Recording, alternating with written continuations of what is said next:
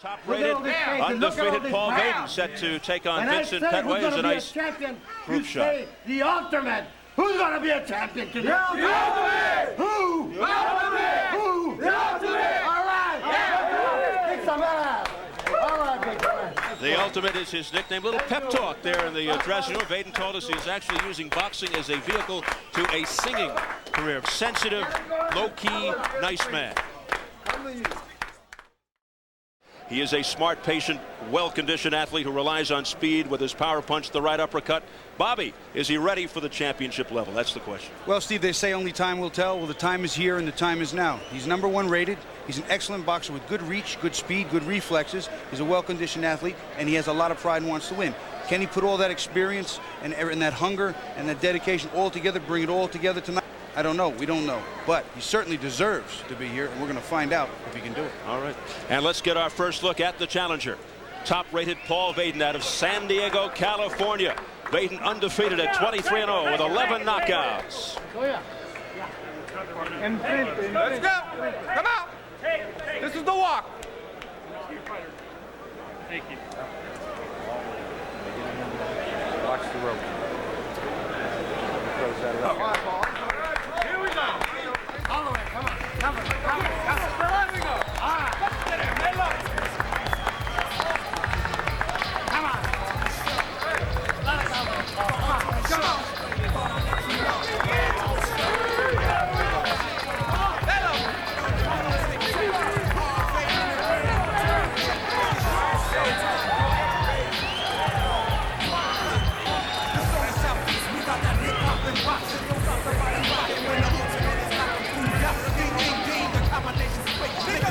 Paul Vaden, the hell with the blood, my state ain't strapped. Anyway, STC is the bomb.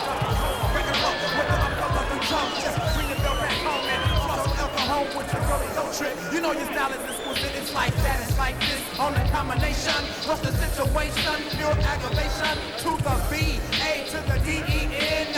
Natural spring lyrics always pin. You know that hip-hop spirit is on your team. All the fans in the crowd, knocking your technique so mean. You go boy, let the real boy represent. Paul Vaden with the Michael Jackson look there with his attire. In fact, that is his singing idol. He wants to be a singer like Michael. He is the #1 challenger, getting his first crack at a world title. He is the IBF Intercontinental Junior Middleweight Champion, whatever that is, and he's currently rated #1 by the IBF and #9 WBA. Vaden comes in with glittering credentials, though, but the man dubbed the Ultimate may need just that in terms of performance against the hard-nosed champion, Vincent Pettway. Also has a very glittering outfit. And now we're set to take a look at the champion, the soft-spoken but confident Vincent Pettway, originally from Baltimore, Maryland, now lives in the Baltimore suburb of Randallstown. Pettway is Baltimore's first world champion in over 50 years.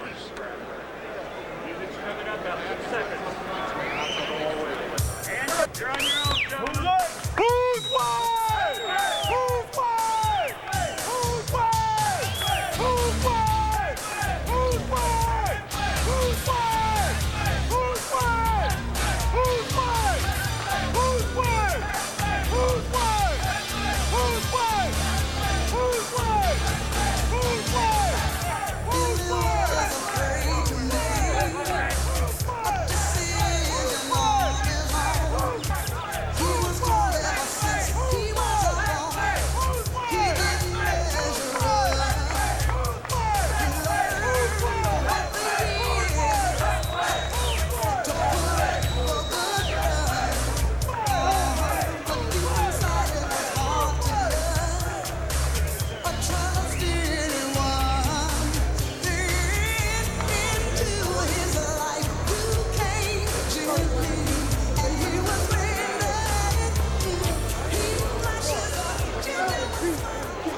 And here is the ambassador in the ring, Vincent Pettway, returning to the ring where he won his championship.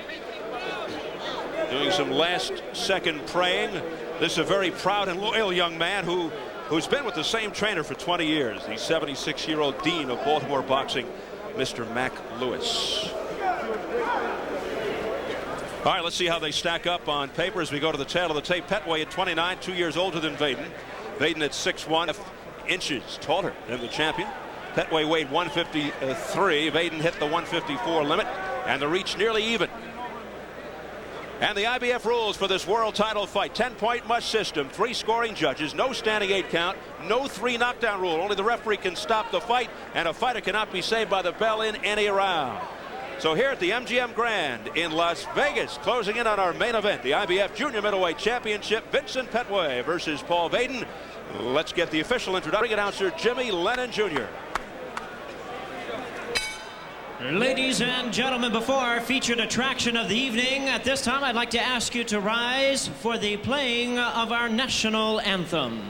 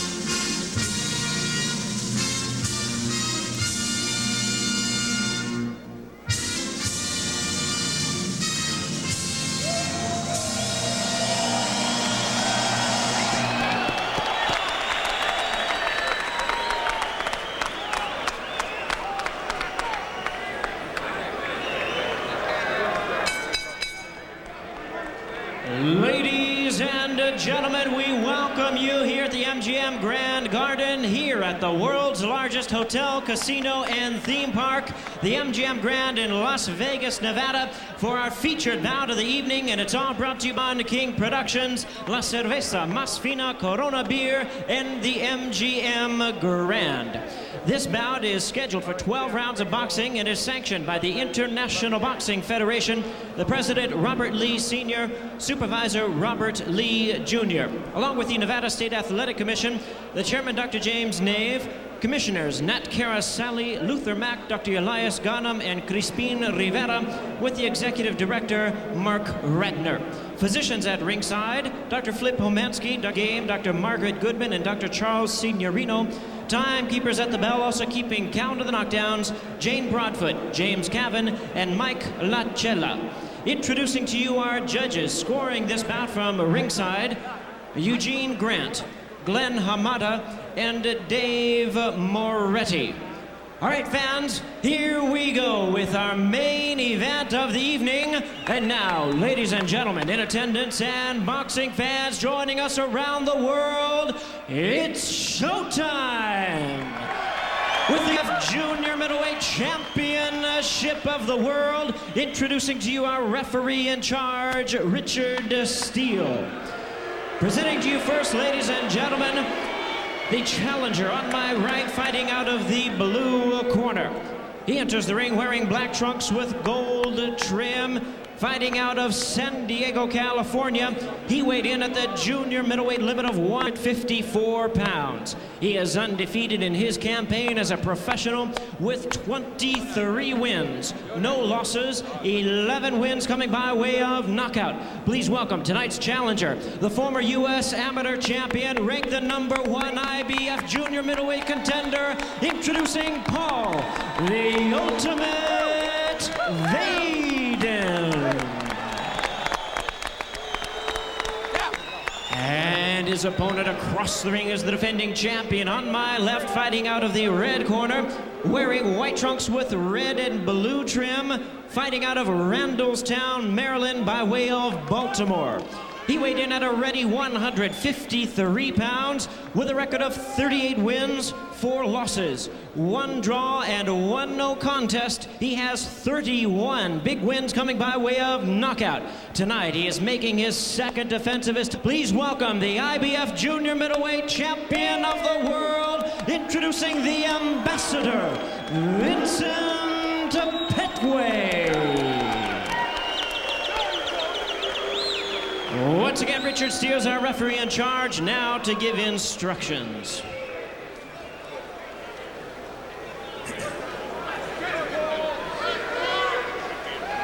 Let's go, Paul.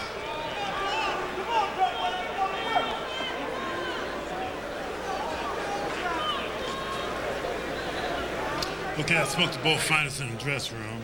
I'm cautioning again, obey my commands at all time. Is there any question? Shake hands, good luck.